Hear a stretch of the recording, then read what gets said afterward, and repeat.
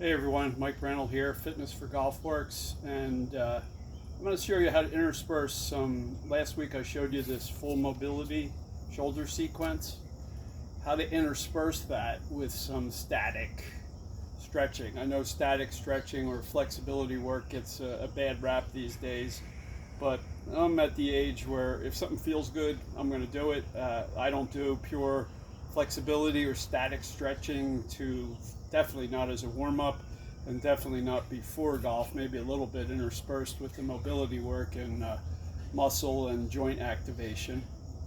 But after a workout, I think static stretching has its place. I just did a little arm workout and my super speed training. So if I were to say stretch out and just do an overhead stretch, right?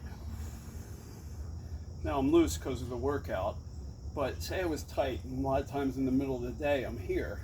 So then maybe I'll just do, some butterflies like this, and then butterflies like that. I could make them up a little higher, make the circles a little larger, and then do a few of these, and then go right from there to the stretch, so that I'm interspersing mobility work with static stretching work. And then, like I did last week with the mono loop band, I could go to some single arm drop backs. And the key to this is not turning the chest, making the movement come right from the shoulder joint, and the shoulder blade responds to the movement of the hand and the arm. And then from there, you could go to a cross arm stretch, and even into eagle arms, if you can do eagle arms. And it's a great shoulder capsule stretch. If you can do eagle arms, doing some circles in one direction, I usually do 10, and then the other direction. And then obviously the other side. And even though I'm in a static stretch position, by moving, I add that mobility layer to it. And then another, static stretch is the tricep stretch.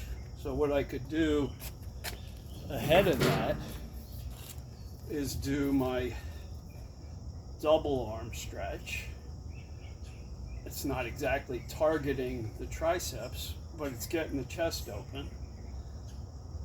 And if you did a good arm workout, all you got to do is spend, I'd say, 7 to 10 minutes post-workout, to dissipate that lactic acid and get the muscles a little more relaxed, so you don't walk out of there with that big gym pump and then not be able to move.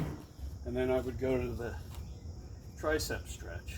And you can see it was a little looser than right before that chest stretch.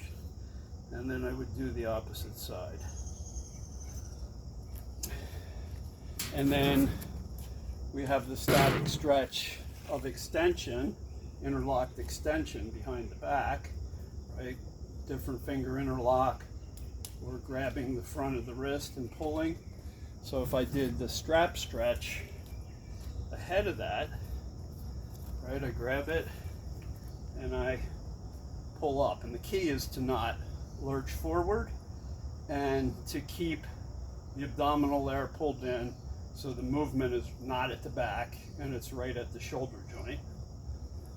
And then from there, I could go back to my static stretch. And you don't need to hold these very long, but they do feel good.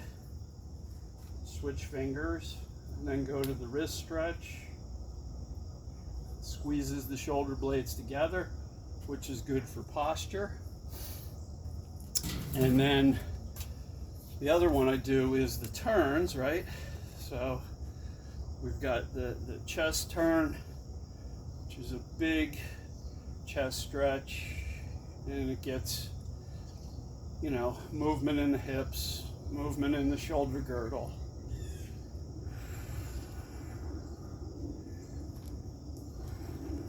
then from there I could go to a wraparound stretch. So you take the arm behind the back, grab the other elbow area or forearm.